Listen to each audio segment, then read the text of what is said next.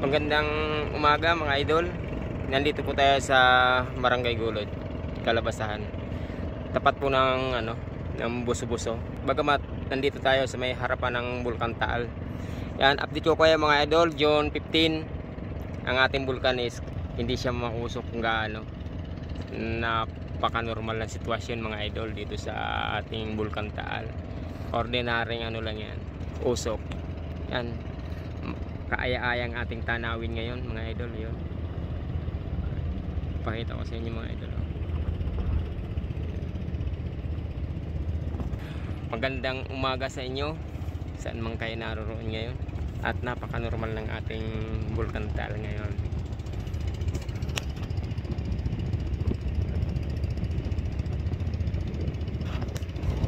Napakaganda ng tanawin mga idol, kaaya-aya.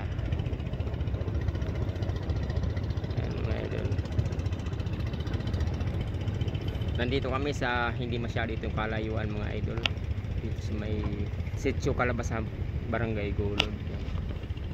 Ayan ang ating Bulkan Taal.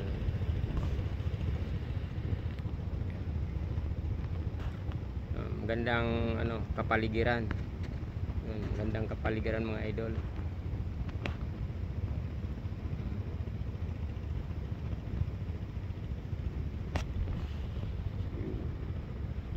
Ng tanawin.